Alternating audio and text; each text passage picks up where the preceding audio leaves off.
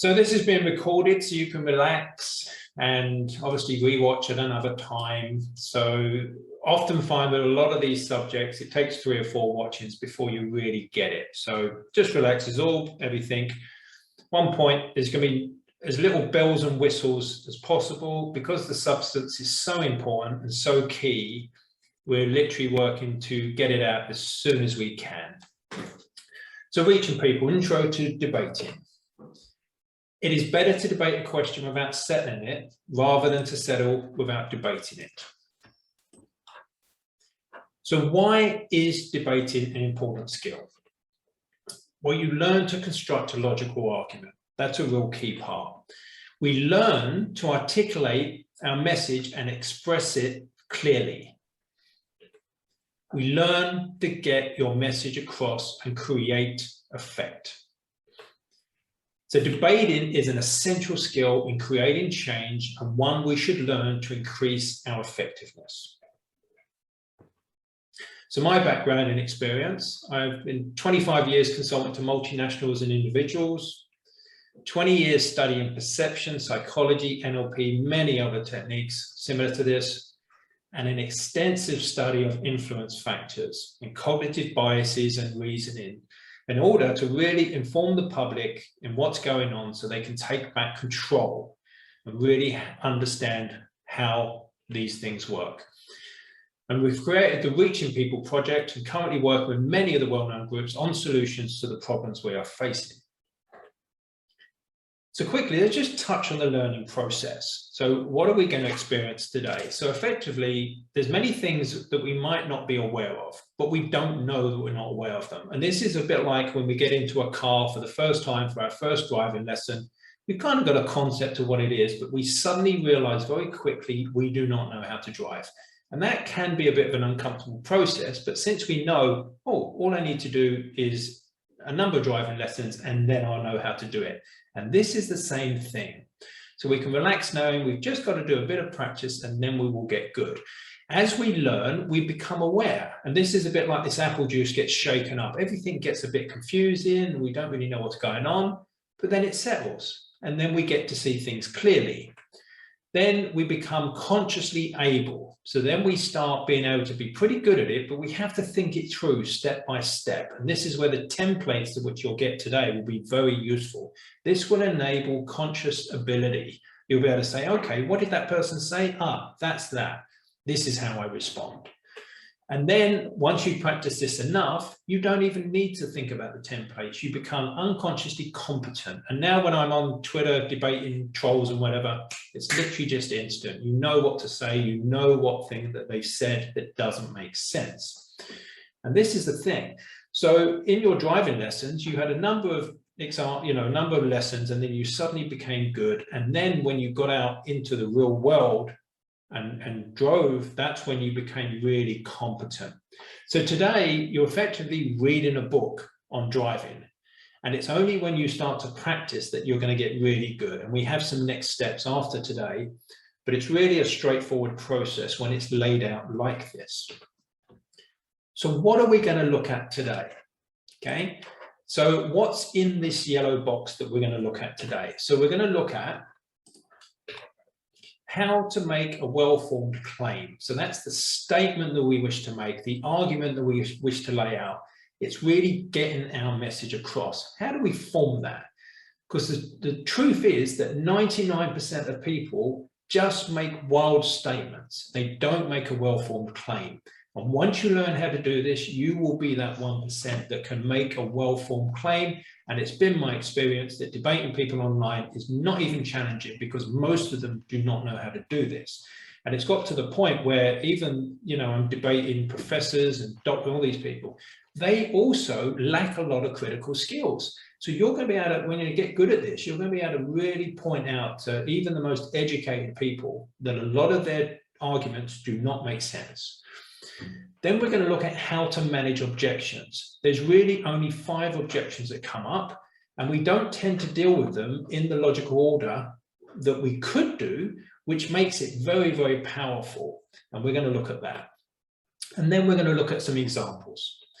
So what's outside the box? Because what we're going to learn today is important, but in fact, what's outside the box, some of the elements are even more important, but we do have modules on them that you can go and watch. So one of them is oppositional dynamics. So what this means is when I'm debating with someone, how do they view me, as the same side or opposite? Now that's something we've got videos on that you can go and watch. But the truth is that it's kind of the most important thing in debates, because when you see sort of Labour versus Conservative in a debate, have you ever seen one of them say, oh, the other person's right? You don't see it because they're in opposition to each other. So in a conversation or a debate, if we let the other person know we're on the same side, then what we do is only debate the ideas. It shifts everything, but we don't need to look at that today because there's plenty of presentations we already have. Mindset management. It doesn't matter how good you're at something. If you don't have the confidence and you can't stay, without getting triggered into the emotions, it's very hard to make your point. So we have videos on this so you can very quickly get to a very confident state. Effective questioning. We did a call on this yesterday. That's been recorded. You can watch this. Knowing how to ask a question can be very, very powerful. Then we've got these influence factors. This is really what a lot of the propaganda looks at, but a lot of them are natural experiences. And once we understand these, then when we do make our message, we can make it in a much more powerful way. So today we can look at the structure, but if you look at this on another day, you'll see that some of the content you can put in there to make it richer. And of course, we've got this thing called the Hotel of Knowledge. It's a 10-minute video, highly recommend. It will show you, where do I pitch my argument? Do I go to the penthouse and start talking about really high, levels of truth? No, I have to look where this person is and basically look at where our common ground is, where we can agree to have a debate. And there's many other factors. But there are other things you can watch. They're all recorded, so you can just relax. What we're looking at today is this yellow box, how to make a well-formed claim, how to manage objections, and we look at some examples. So the importance of expressing ourselves effectively, okay? This is the classic, okay? So we're up against censorship, all these sorts of nonsense. If we're not effective in getting our point across, if we can't communicate it well, then we're just going to hit brick walls. So this is why it's so key. So a couple of important notes. We're going to focus on the logical aspects of debating today. We're going to provide those templates. The non-logical aspects are very, very important, and we do go into those, but we're just going to focus on these templates. This will provide easy to use templates for constructing a claim and managing objections. You're going to have two simple templates. One, how do I make my claim? Two, how do I manage any objections that come up? And the brilliant thing about templates is you've literally got 5 boxes on each, and you just see which box do I need to use. It's so simple. In order to break through in communication, there are essential elements to learn in other modules. That's important because today we're going to get a lot, but to get the full richness of being able to really break through communication, you also want to know those things. And the example, as we pointed out, you've got red and blue here. So the guy in red's going to see himself as in opposition to blue, and that's why they're going to differ most of the time, because they're just trying to win the argument. They're not trying to get to truth. So the base structure of what we're going to look at today was actually learned from the world champion debater, Yoni Cohen-Edov. Brilliant course that he has on Udemy, which is no longer available. That's very strange since it's brilliant. I wonder why that is. Who knows? We've incorporated the structure into the Reaching People project. Very, very powerful. So in debating, what we're looking at, who am I trying to influence? And this is key. So today we're going to focus on, so if I'm having a debate with someone, say publicly on Twitter or even publicly in a hall somewhere, when it's those sorts of debates, my focus is going to be on the audience. Okay. And because of that, there's going to be subtle differences and you'll know what they are. If my goal is the person I'm talking to, then I'm going to need to really look into the oppositional dynamics much more, and I'm going to be much softer. Yeah, I'm going to be much understanding of this person. If they're being, if I'm in a public thing and they've clearly stated that they're going to be in opposition, then it will be the audience. Okay, how to make a well-formed claim. So now let's look at that first template. Okay, so obviously that title should say some other notes. So we've got to know the audience. That will really help. What type of audience do we have? Know what you want to say. So really, before you start to get your claim, really think about what is the core of the message, okay?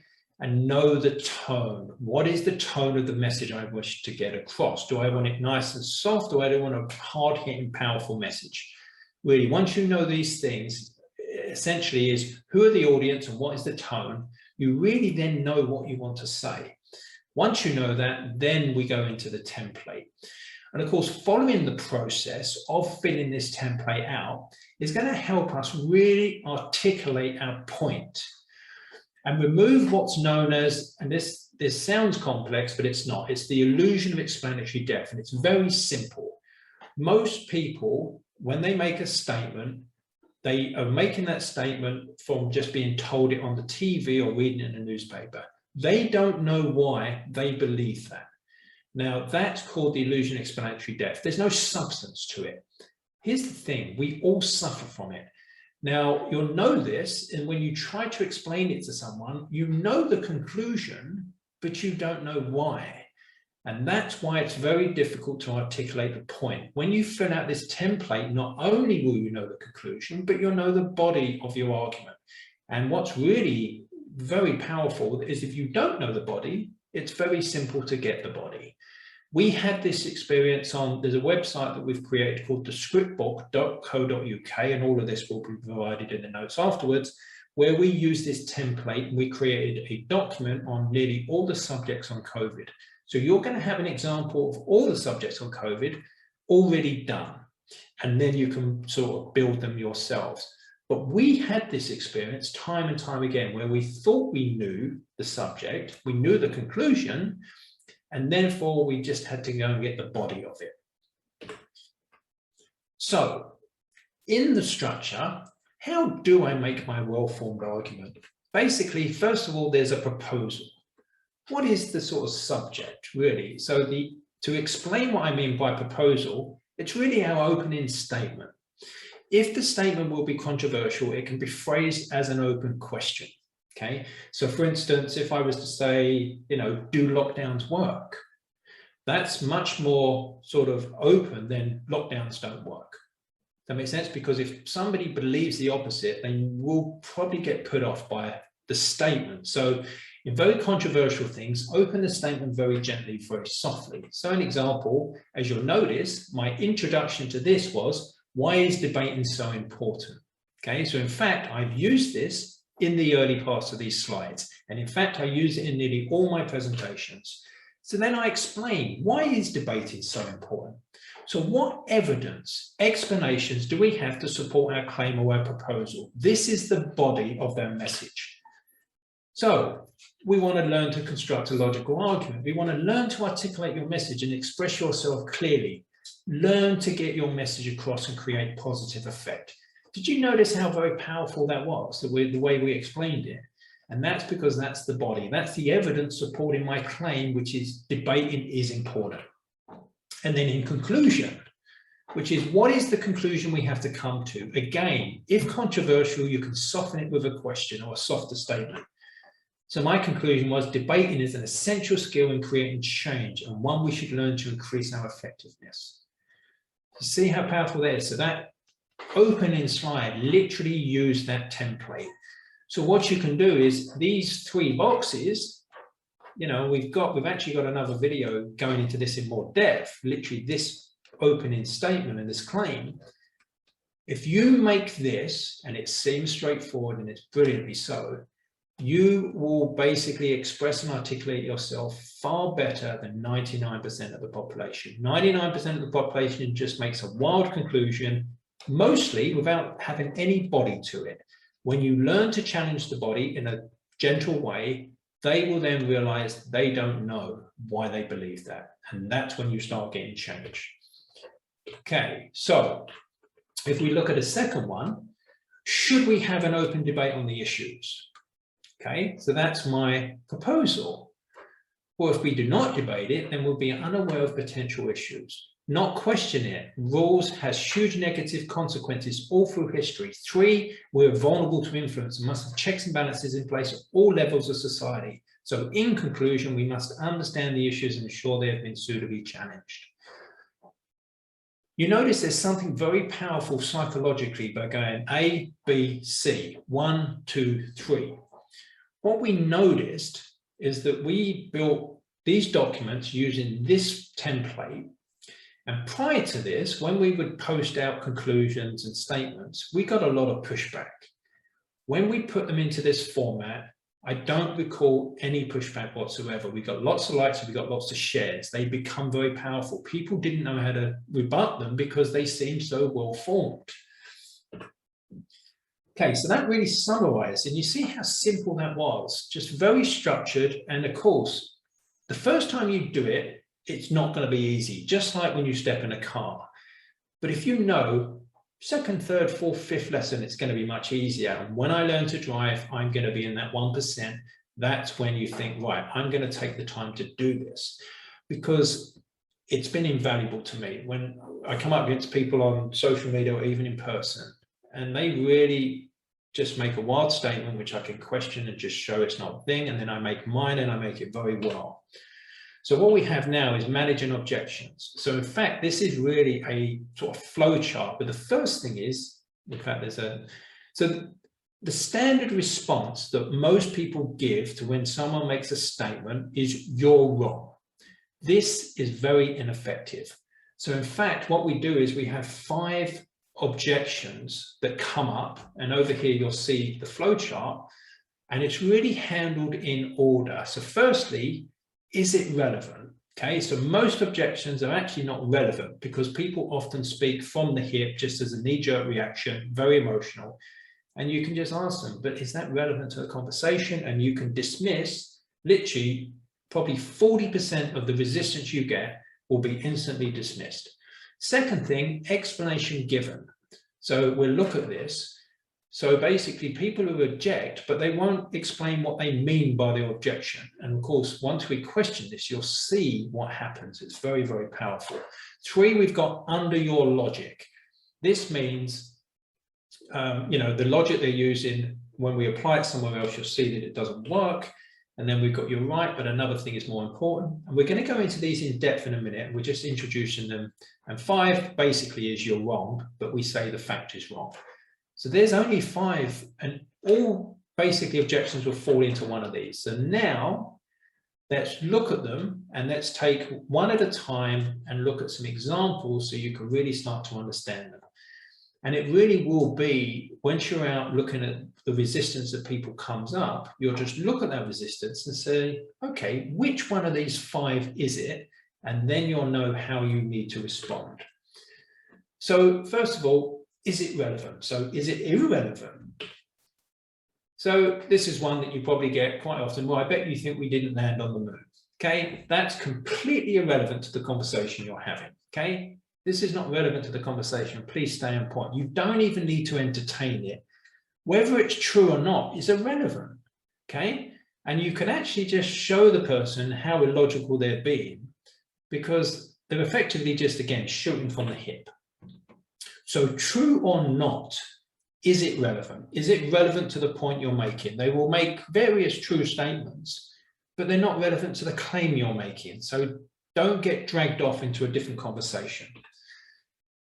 And again, this is the point. In the real world, people speak from the gut, and often, not always, it is just not relevant to the point. Okay, so you don't have to waste your time. And what the audience watching will really see that you've got a good grasp of the point that you're making, and the other person won't, and they will make themselves look silly. And I had, so Professor Fenton made a tweet the other day, and some troll started commenting, but it was completely irrelevant. And I kept pointing this out, and I said, well, can you please answer the question? And he ended up going away because he was just using all this emotional babble, and he just made himself look stupid. Okay, it often isn't resisting what we say, and this needs to be highlighted. Okay, so a lot of the time they're just being challenged, and they don't like to be challenged, so they just throw emotional stuff at you. And this is where you don't have to put up with it, and you can just say, well, it's not relevant. So most resistance are emotions being expressed. and you just happen to be in focus and they're thrown at you, and you don't have to put up with it.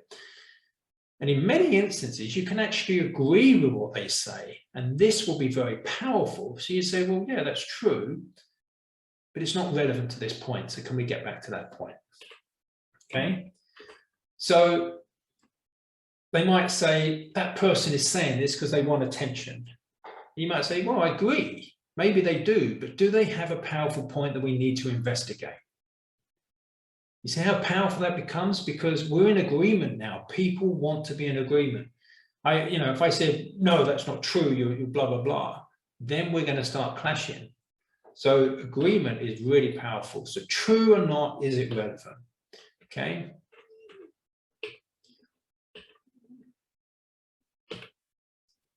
Okay, so here's a classic one. You are spreading misinformation. Okay. Which misinformation am I spreading?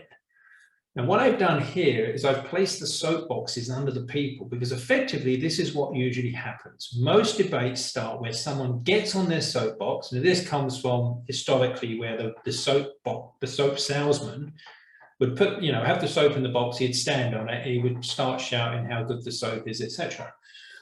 Now, the reason this is so relevant, because a lot of the time the person is on a soapbox, but the soapbox is empty. There's nothing in there. That makes sense. They're making a comment, but they don't realize there's no substance to it. So a lot of the time, and this is one I use all the time, and it comes in so many different forms. You're spreading misinformation, you're a conspiracy theorist, you're an anti-XXX, etc., etc., etc. Most of the time, most people go, no, I'm not, or you're an idiot, or blah, blah, blah.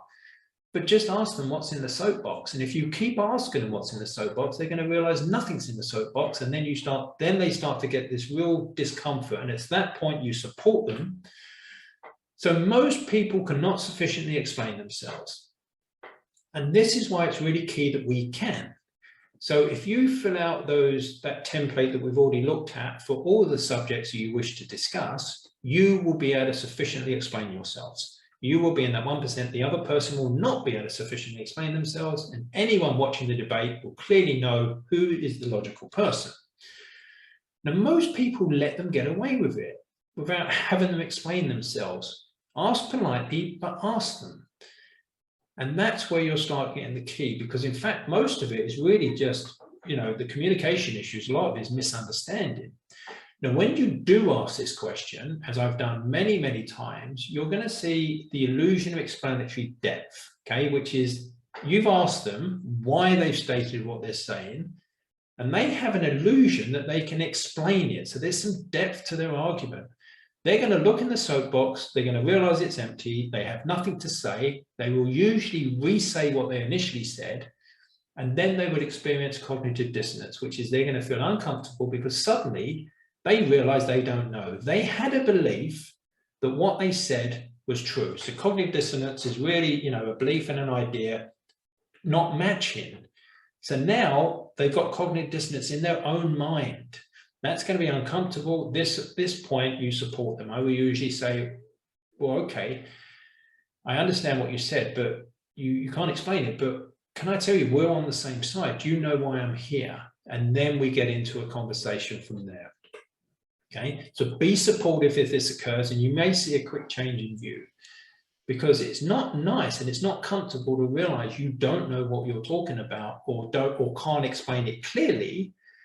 And of course, there'd be levels to this, but I experienced it when I knew a conclusion, but I couldn't really articulate it. And that's when we fill out that previous template, you learn to articulate your ideas, you learn to be sufficient at explaining it.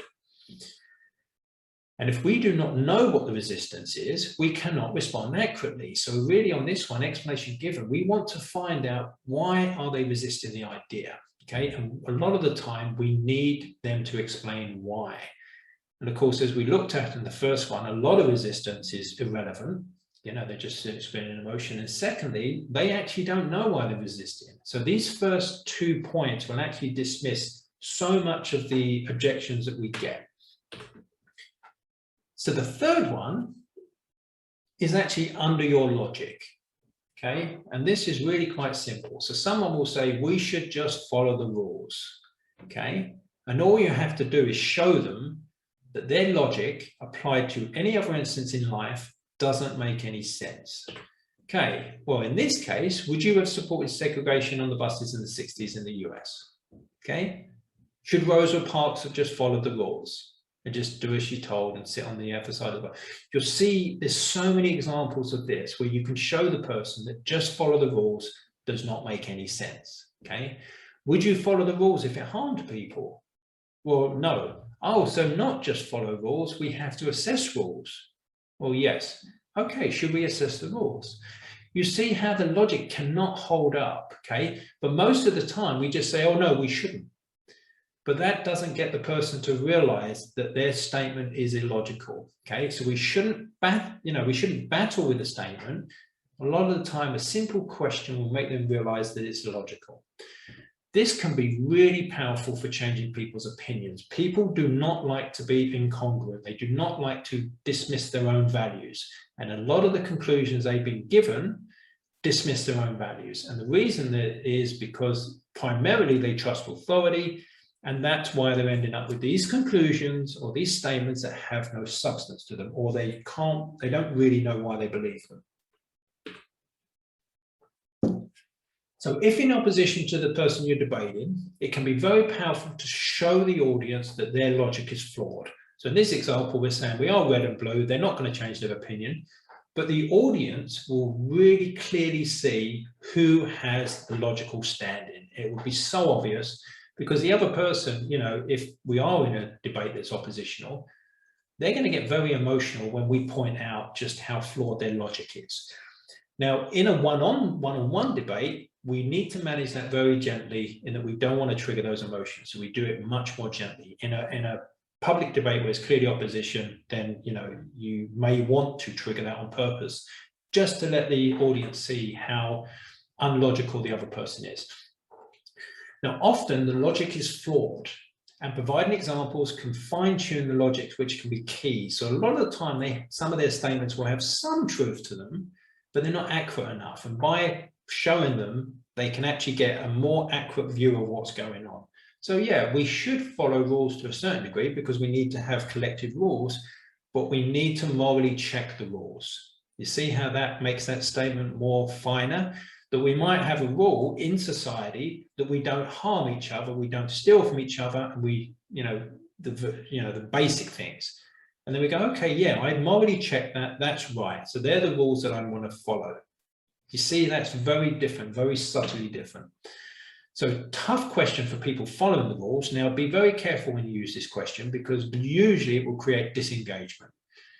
If it turned out policies caused harm, would you still follow them? Okay, this forces the person to that moral check. One of the biggest problems we've got in the world at the moment is that people are not trusting their moral over the authority rules, over the protocols. This statement forces them into a real challenge. Do I trust authority or do I use my own moral judgment? And once questioned enough, everyone will have to come to the conclusion that the thing that we must trust is the moral judgment. And those people that don't have a good moral compass will be, they will be dealt with by the common laws that have existed in this country. So it's really, the moral judgment is the key, because with that, you can't tell someone to do something immoral and just expect them to do it, because there's the check. That's the checks and balances, but that is severely lacking in society, in the world as a whole. And since in another video we discussed, and we've known that there's 4 ways to corrupt someone's moral compass, that this question really disables one of those things. So the 4th one is that people will basically just defer moral responsibility. Now this forces them not to be able to do that. Okay, so you see, but you've got to use it very carefully because it will often switch someone to, to experience a strong emotion. But if you want to shut someone up in a public debate, that is one thing that usually does it. I've had lots of nurses and doctors just exit the conversation when I ask that. So a lot of people's logic contradicts important values to them. And there could be so much dissonance due to society's values. So the fact of a lot of values being enforced on people differ from that person's individual values. And this under your logic points that out. And people do not like to contradict themselves. Okay, so here's another example of under your logic. If masks worked 0.0006% of the time, I would wear one. This was actually said to me. Okay, well, many of life's activities have a greater risk than this. So should we weigh up the benefit and the risk and the issues? You may sense their statement they've just made from this very emotional perspective, but they haven't realized that their logic, it contradicts. I'm like, okay, so would you not drive? Would you not do any sort of really sporting activities? All these things. So it's really to bring that home to them. This actually has been shown to be very powerful. And if people are shown their logic contradicts another, over time, they will change. Not always instantly, but over time. So it's one of the things to keep pointing out. People do not like to violate their own logic, okay? And of course, once you point it out, that's what really triggers cognitive dissonance. But if you can do it in a very gentle way, you're going to see some shifts. Okay, so hopefully, and obviously in a lot of these things, there is a real depth to the information, but of course you can just watch this over and over again. It's really just simple. You've got one template for expressing your point and one template for managing the objections, and there's only 5 to manage. So the fourth one is you're right, but something else is more important. Okay, we need lockdowns. We need to protect the vulnerable. You're right. We need to protect the vulnerable, which is employing the things that are effective. Lockdowns have been shown to be ineffective and cause harm. You see, they're right about needing to protect the vulnerable. That's what's driving them. But there's something more important, okay? So people often have good intentions and acknowledge the good intention and focus on how to implement it in the use of this approach. So when people hear you're right, because in fact, people don't hear this enough. We've got to point out where someone's intention is good or where they are right, okay? It really builds this trust in that we're going to be open and honest, okay? People need to feel safe, so they need to have XXX, okay? You're right, we have a need to feel safe, and that's what's driving most things.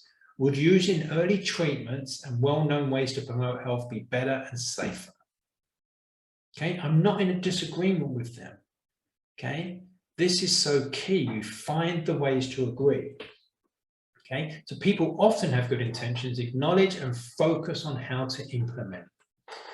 Okay, people have a need to feel right. Okay, and when you look at why people do things, it's really, freedom's the third thing. From a lot of the research we've seen is that people need to feel liked, then they need to feel right, and then they need to feel free. Okay. So when you start to address these earlier things in that you build rapport, in that we like each other as a mutual human being, we show them where they're right, and then they can open up. Okay, so number 5, really, the fact is wrong. Okay, now a lot of people say you're wrong, but this never works. If someone says you're wrong, how do you feel? It's horrible, okay? And how many people are doing this everywhere? So someone might say blah, blah is safe and effective, okay? So on the positive, when you're talking about something they're right about, use positive language about them. When you're talking about something that's wrong, do not use personal language. And I'll show you an example of this. So you are wrong, literally the 3 words that no one ever wants to hear. It shuts people down. These should be erased from our vocabulary unless we're debating someone that's really nasty in public. So find something to agree on. So you are wrong, it isn't. I would say that probably has never worked in human history. I'd like to find a time that it did. You're right to want protection. However, the stats are not showing from the XXX, etc. You see how we've used personal language. You are right to want protection, to be safe. However, the stats are not showing that from the XXX. So it now becomes impersonal. It's not them. See, impersonal language when disagreeing, this is important to drive a wedge between the person and the faulty idea. One of the biggest problems that people do is they identify with ideas. Once a person has identified with an idea, you have 0 chance of getting them to change the idea or seeing that it's wrong. because it feels like a part of them is being attacked. Okay, this is why when someone says, I'm pro so-and-so, and then you attack the so-and-so, that feels like a personal attack, and on both sides. So what we do is we show them that we're not anti-XXX or whatever it is, okay? We're not even pro-XXX. We're just going to assess them on a logical basis. They're decisions to be made, they're belief systems, they're not our identity. Okay, and psychologically, there is a huge difference between you are wrong and that is wrong. And as we touched on, they're related to identity. For instance, if you to see an example that we've given before, imagine that two people are driving along the motorway in a car. The person driving gets distracted and then they sort of veer over a little bit, and someone honks their horn and then they correct themselves. If the passenger says, you're a bad driver, that feels so personal, doesn't it? There's such an attack on the person's identity. Whereas if they said, oh, you look a bit distracted today, is anything wrong? You see, you're just describing the behavior. It's so impersonal now. It's not an attack on them. And this is the thing that, I mean, if everybody knew this, because what happens is a lot of the time when we talk to children and other people, we often attack the identity rather than the behavior. But once you create this distinction, people don't feel attacked. It's so powerful. It's so important. Because all of these things are incorporated in the way that we talk to people now, and this is why we don't get the triggering. Okay, because they don't feel attacked, they feel like we're in their corner because we are in their corner, and we're finding ways to agree, and we're really analysing and breaking it down to the facts. Okay, so once all the soft stuff's taken care of, people actually can be quite reasonable, but too much as their emotions are triggered and they go into the emotional part of the brain, and that's when they become very irrational. And since so much of today's narratives are to drive people into fear, which is why they do that, because once you're in the fear, you can't really think rational and you just accept often whatever's proposed.